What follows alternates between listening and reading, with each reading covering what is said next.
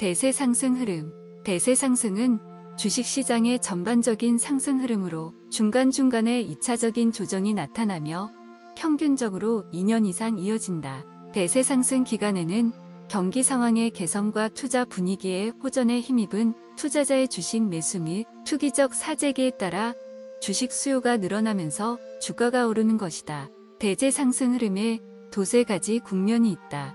첫 번째 국면은 기업 경기의 미래에 대한 신뢰가 돼 살아나는 단계다. 두 번째 국면은 기업 이익의 증가가 확인되면서 주가도 따라서 오르는 단계다. 세 번째 국면은 투기 열풍이 불어 닥치고 인플레이션이 확산되는 기간으로 부풀려진 기대와 희망으로 주가가 올라가는 단계다. 앞서 언급했듯이 다우 이론은 다우존스 산업 평균 주가와 철도 평균 주가의 매일매일 등락을 바탕으로 미래의 시장 흐름을 효과적으로 유추해내는 아주 상식적인 수단이다. 다우 이론을 이해하고 있는 모험적인 투자자에게 평생 절대로 놓칠 수 없는 순간은 시장의 큰 흐름이 약세를 마무리 짓고 대세 상승을 만들어가는 시점이다. 해밀턴은 시장의 바닥은 쉽게 집어낼 수 있었던 것 같다.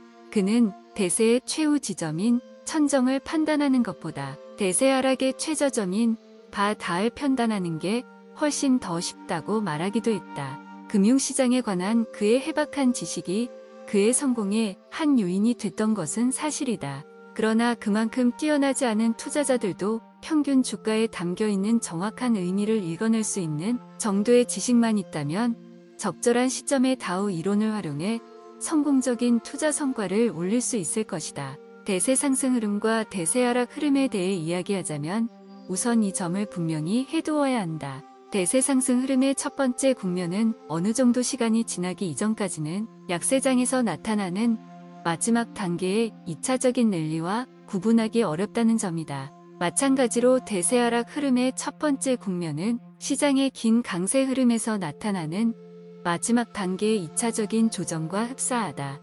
따라서 약세장이 끝났는지 여부를 논하려면 반드시 대세 상승 흐름이 확실히 시작됐는가를 따져봐야 한다. 대세 하락 흐름이 어떻게 끝을 맺는지는 앞선 장에서 설명했다. 다시 한번 부연하자면 약세장의 마무리 단계에서는 새로운 악재가 나오고 더욱 비관적인 시작이 부각된다 해도 시장이 내성을 가진 듯 별로 반응하지 않는다는 집이다. 또한 추가가 급락한 뒤에도 다시 반등할 여력조차 상실해버린 것처럼 보인다. 시장의 투자 분위기는 완전히 가라앉아 버려 더 이상 주가를 떨어뜨릴 세력도 없고 그렇다고 호가를 높일 만한 수요자도 없는 상태에서 균형을 이루게 된다. 주식시장은 질질 끌려갈 뿐 일반 투자자들의 참여도 거의 없다. 온통 비관주의자들 뿐이고 기업은 배당금을 지급하지 못하며 몇몇 대표적인 기업들마저 유동성 위기에 휩싸이고 동시에 정치적인 불확실성마저 더욱 부각된다. 이런 모든 문제들로 인해 주식은 바닥에서 박스권을 형성하는 것이다. 그리고 이 박스권 이쪽으로 뚫려져 나가면 매일같이 등락을 거듭하는 다우존스 산업 평균 주가와 철도 평균 주가가 랠리를 거듭할 때마다 저점을 조금씩 높여가고 랠리 뒤에 조정이 나타나도 직전 저점 밑으로 떨어지지 않는 것이다. 그 이전까지 숨죽인 채 매수 기회를 엿보고 있던 투기 세력이 신호를 알아차리는 것은 바로 이때다. 이런 시기를 포착하기 위해서는 인내가 필요하다. 하지만 주가가 꽤 상승한 뒤에도 큰 폭의 조정이 나타난다. 물론 이때의 조정 국면에서는 앞서 대세 하락 흐름에서 기록했던 저점까지 떨어지지 않고 조정이 끝난 뒤 이어지는 다음 단계의 랠리에서는 이전에 기록했던 고점을 경신한다. 이제 시장은 강세장으로 전환된 게 확실하므로 어느 정도 안심하고 적극적으로 매수해도 되는 것이다. 이렇게 묻는 독자들도 있을지 모르겠다. 1930년 봄에 전례가 없을 정도로 강력한 2차적인 랠리가 나타났는데 그것은 왜 기본적인 약세장의 마감과 새로운 강세장의 시작을 알려주는 것이 아니었느냐고 말이다. 우선 간단히 답하겠다. 평균 주가를 공부한 투자자라면 누구나 강세장이란 그렇게 폭발적인 랠리와 함께 시작되지 않는다는 사실을, 적어도 1년 이상 지속되는 건 강세장에서 평균 주가의 상승은 비교적 완만하게 이뤄지는 반면 가끔씩 출현하는 2차적인 하락은 급격하게 일어나는 경우가 많다. 끈질긴 인내심을 갖고 있으면 이런 사실을 알 수 있고 평균 주가의 흐름을 통해 검증받을 수 있다. 마찬가지로 시장의 긴 약세장에서 나타나는 2차적인 급반등도 자연스러운 것이다. 월스트리트에서 눈이 달린 돈을 굴리는 사람들은 주가가 그 기업의 진정한 가치보다 훨씬 떨어지는 주식, 혹은 멀지 않은 장래에 충분히 갖게 될 가치에 비해 크게 떨어지는 주가로 거래되는 주식을 매수해서 결국 자신이 지불한 것보다 높은 가격으로 매각한다. 전문적인 지식과 기술로 무장한 이들 눈이 달린 돈을 가진 투자자들은 마치 수요 감소로 인해 양모 가격과 방적 공장의 가격이 폭락했을 때 덩달아서 급락한 면화 제품을 사들이는 상인과 비슷하다. 일시적으로 가격이 크게 떨어진 면화를 대규모로 사들인 상인은 한참 뒤 시장 가격이 오르게 되면 팔아버릴 것이다. 월스트리트의 현명한 투자자들은 주식이 내재 가치와 향후 전망, 수익성보다 훨씬 낮은 가격에 팔리고 있을 때 조용히 물량을 확보해 나가기 시작한다. 일반 투자자들도 주가가 더 이상 떨어지지 않는다는 사실을 깨닫게 되고 그동안 비관주의에 사로잡혀 주가가 너무 하락했다는 사실을 발견하게 된다. 그러면 일반 투자자들도 매수에 가담하기 시작하고 우량주의 유통 물량은 자취를 감춰버리며 주가는 상승하고 마침내 강세장이 자리 잡는 것이다. 그러나 해밀턴은 기본적인 주가 흐름의 반전은 결코 잡작스럽게 일어나지 않는다며 이렇게 경고했다. 시장의 기본적인 큰 흐름인 대제 상승과 대세 하락을 만들어내는 여정은 결코 하루아침에 바뀌지 않는다. 다만 기본적인 주가 흐름에서 나타나는 첫 번째 반등이나 하락은 갑작스럽게 이뤄질 수 있다. 다우 이론에 대한 이런 설명은 경기 예측 수단으로서의 유용성보다는 투자자들이 효과적으로 활용할 수 있는 수단이라는 점에 더 초점이 맞춰져 있다. 필자는 군이 해밀턴이 남긴 위대한 저서에 새로운 내용을 추가하려는 게 아니다. 그의 책은 원래 평균 주가의 움직임을 경제 전반의 바로미터로 해석할 수 있다는 생각을 바탕으로 쓰여진 것이지만 주식 투자에 활용하기 위해 다우 이론을 공부하는 사람들 역시 경기 흐름을 알려주는 신뢰성 높은 지표로 평균 주가를 이해할 수 있을 것이다. 해밀턴은 시장의 천정을 집어내는 것은 늘 어렵다고 토로했다.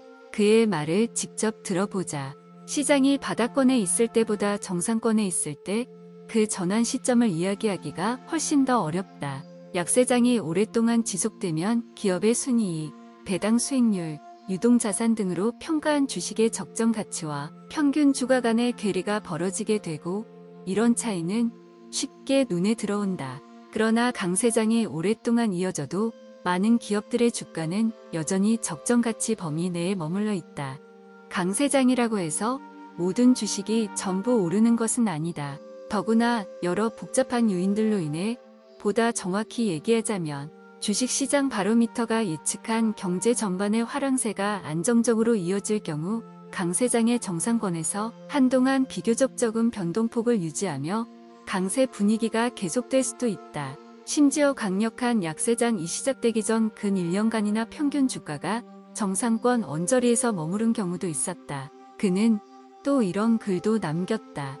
기본적인 주가 흐름에서 정확히 천정을 집어내는 것은 어떤 바로미터도 할 수 없는 영역이다. 투기심의 분출로 인해 폭등세가 나온 적이 없는 강세장의 경우에는 더욱 어렵다. 이 글의 의미를 부연해보자. 만약 강세장 기간 중에 대단한 폭등도 없이 하락세가 나타난다면 그것이 후의 대세 하락 흐름의 기점이 되는 첫 번째 하락 국면이었는데도 평균 주가를 어느 정도 공부한 투자자들마저 이것이 강세장의 2차적인 조정에 불과하다고 생각할 수 있다는 것이다.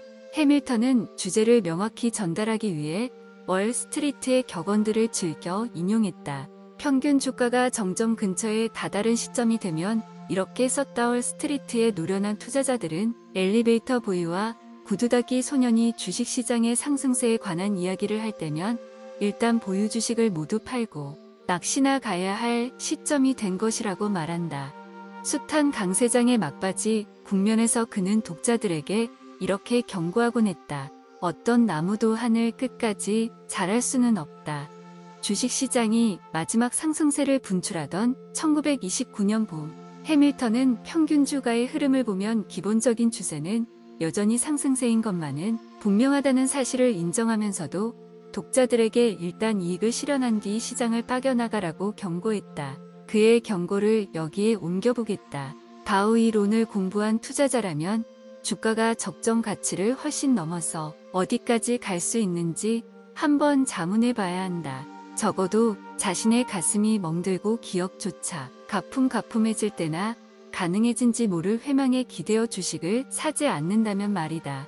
이로부터 20년 전인 1909년에도 해밀턴은 주식시장이 친정을 치기 불과 9일 전에 독자들에게 주의를 환기시키는 칼림을 썼다. 절대로 잊어서는 안 될 게 있다. 비록 지금 이 나라 경제가 위대한 번영의 길로 들어섰다지만 주가 상승이 영원히 계속될 수는 없다. 사상 최고치를 경신하며 작은 거품이라도 만두는 순간 너무 높이 올라간 시장은 현기증을 느끼며 불가피한 조정에 빠져들 수 있다. 해밀턴은 또 이런 생각을 자주 피력했다. 주식시장은 궁극적으로 경기가 여전히 좋을 때 하락세로 돌아설 것이다. 그러나 경기의 하강 전환 시점과 그리 크게 차이는 나지 않을 것이다. 경제학자들은 1920년 마침내 대강세장이 끝나기 이전의 경기는 이미 하강하기 시작했다고 지적한다. 이 말이 맞을 수도 있다. 그러나 이 경우는 시장이 분출한 에너지가 그 어느 강세장보다도 강력하고 폭발적이었다. 1929년에 경기의 하강을 미리 예측했는가에 여부와는 관계없이 그의 10일 주가의 득이 하락세로 전환되기에 앞서 평균 주가가 반전 신호를 분명히 던져주었다는 사실은 누구도 부정할 수 없을 것이다. 다우 이론을 충분히 공부하고 2차적인 조정을 구분하는 데 이름 효과적으로 활용한 투자자라면 9월의 주식을 전부 팔았을 것이다. 실제로 많은 사람들이 그렇게 했다. 두말할 필요도 없이 그렇게 하지 못한 사람들은 다우 이론을 믿기보다 자신의 판단을 더 굳게 지켰던 것을 후회하고 있을 것이다. 다우존스 평균 주가를 근거로 기록한 1807년 이후의 강세장 가운데 1929년 천정을 친 뒤 하락세로 반전한 강세장보다 평균 주가의 흐름을 쉽게 읽을 수 있었던 경우는 없다. 주가의 거품을 알려주는 온갖 지표들이 다 나왔다. 거래량은 과도할 정도로 많았고 증권회사의 주식 매수자금 대출금은 연일 최고치를 경신했다. 금융기관들이 서로 자금을 거래할 때 적용하는 홀금리도 매우 높았다. 이로 인해 많은 기업들은 제품 생산에 투자할 돈을 월스트리트의 높은 이자를 받고 빌려주는 게 정상적인 사업을 하는 것보다 더 이익이 될 정도였다. 특정 종목을 연합해서 매수하는 세력이 기승을 부렸고 증권회사 객장은 발 디딜 틈도 없었다. 대표적인 종목의 배당 수익률은 최고 우량 기업의 채권 수익률보다 낮았다. 기업 내용이 부실한 주식들조차 내재 가치나 수익성과는 상관없이 주가가 치솟았다. 온 나라가 주식 투기에 미쳐버린 듯한 모습이었다. 노련한 투자자들은 그 시절을 되돌아보며 새로운 시대가 열렸다는 시각에 사로잡혀 불가피하게 닥쳐올 시장의 폭락 사태를 피하지 못했다고 말한다. 당시 훌륭한 감각을 가진 은행가가 투자자들에게 신중해지라고 이야기하면 시장을 망가뜨리려 한다는 비난을 받았던 반면 나중에 고객들의 등이나 처먹은 사기꾼 소리를 듣게 된 다른 은행가는 슈퍼맨으로 이름을 날렸다. 이런 흥분의 도가니 속에서도 다우 이론은 절대 주저하지 않았다. 1929년 봄 평균 주가는 주식의 수요와 공급이 같은 수준이라는 신호를 보냈다. 즉, 시장의 중요한 세력들이 대규모로 주식을 내놓고 있지만 또 다른 중요한 세력들이 이를 매수하고 있는 셈이었다. 그래도 평균 주가는 여전히 매수 세력이 매도 세력보다 더 강력하다는 사실을 말해주고 있었다. 두 가지 평균 주가가 모두 사상 최고치를 경신했고 시장은 상승 곡선을 타고 즐기듯이 올라가고 있었기 때문이다. 다우 이론 시장의 에너지가 아직 충분함으로 주가는 다시 상승세를 탈 수 있을 것이라고 말해주고 있었다. 5월 12일부터 6월 5일 사이 시장에서는 중요한 하락 반전 조짐이 나타났다. 그러나 거래량을 살펴보면 상승할 때는 거래량이 늘어나고 하락할 때는 거래량이 급격히 줄어들었는데 다우 이론에 따르면 이런 움직임은 대세 상승 흐름에서 나타나는 2차적인 조정에 불과한 것이었다. 길고 길었던 강세장은 마침내 1929년 9월 3일 천정을 쳤다.